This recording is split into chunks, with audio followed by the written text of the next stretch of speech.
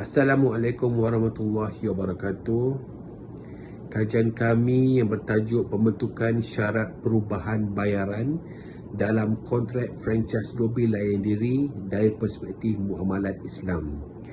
Kajian ini dijalankan oleh saya sendiri, iaitu Muhammad Hufiz Efizi bin Hussein, disokong oleh penyelesaian saya, Profesor Datin Dr. Nur Naimah binti Abdul Rahman dan Dr. Nur Fahimah binti Muhammad Razif, berdasarkan kajian yang telah dijalankan sebelum ini. Kajian ini melihatkan kepada beberapa permasalahan kajian. Yang pertama adalah tiada penetapan ataupun hukum khusus terhadap pelaksanaan kontrak perniagaan franchise dobil layan diri di Malaysia. Perkara ini membuka ruang kepada risiko-risiko lain, terutama dalam aspek pembayaran, menerjah kepada hak franchisee dan franchiser.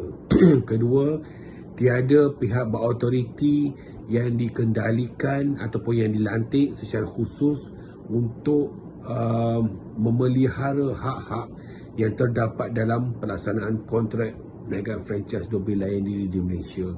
Dan yang ketiga adalah tahap kesedaran di antara franchiser dan franchisee masih lagi di tahap yang membimbangkan dan masih lagi perlu kepada pengawal seliaan yang lebih ketat dan bersistematik.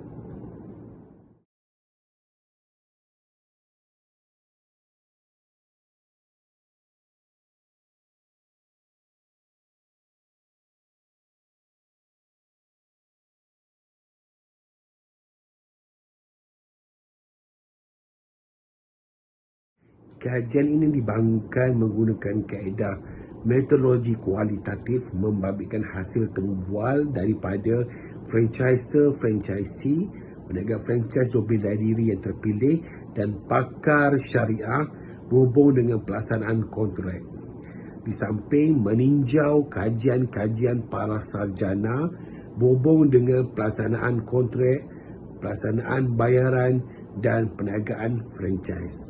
Berdasarkan tinjauan yang dijalankan, terdapat hubung kait di antara tanggungjawab memelihara hak dalam kontrak dari perspektif muamalat Islam.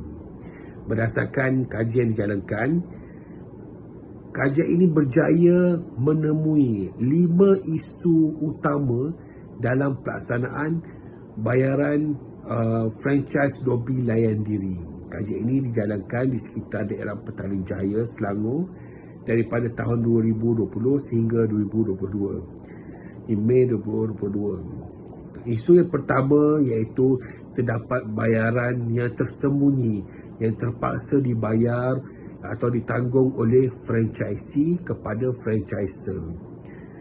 Kedua adalah terdapat kadar bayaran atau tuntutan bayaran yang perlu dijalankan sedangkan subjek kontrak belum diterima oleh franchisee. Yang ketiga, terdapat isu di mana bayaran yuran sokongan tidak jelas kadarnya apabila dibayar daripada franchisee kepada franchiser. Yang keempat adalah terdapat kadar bayaran tambahan yang tidak dinyatakan dalam kontrak tetapi perlu ditunaikan oleh franchisee kepada franchiser setelah franchise beroperasi. Dan yang kelima adalah berlaku pengubahan kepada aspek bayaran namun hanya sebahagian sahaja franchisee dapat mengetahui maklumat tersebut sedangkan sebahagian lain tidak dapat mengetahui maklumat tersebut.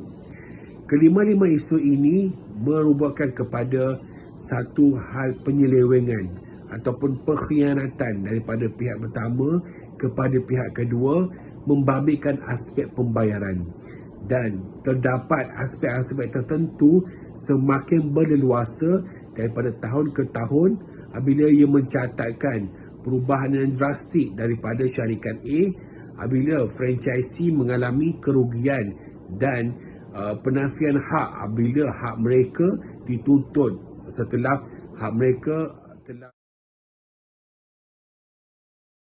Oleh itu, kajian ini mencadangkan kepada pembentukan syarat perubahan bayaran dalam perniagaan franchise dok bila sendiri. Kita lihat kepada isu yang pertama, iaitu bayaran tersembunyi.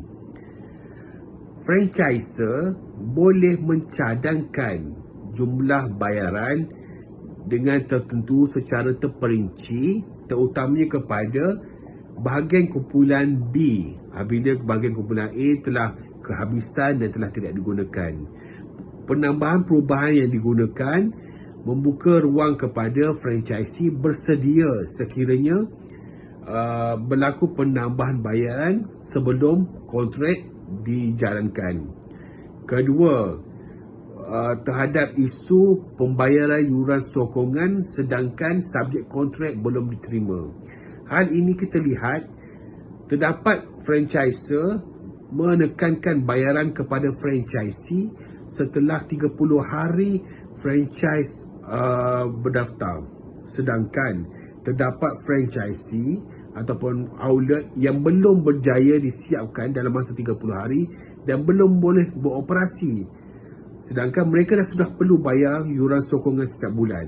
Secara logiknya, di manakah mereka perlu mendapatkan pendapatan?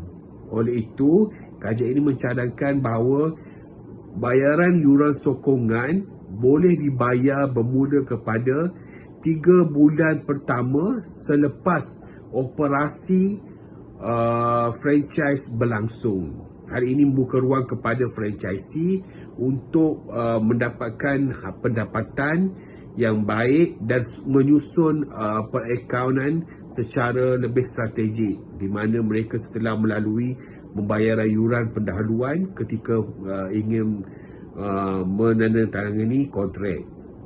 Yang ketiga adalah isu membabitkan bayaran denda. Dalam kontrak tidak termaktub bayaran denda sekian-sekian.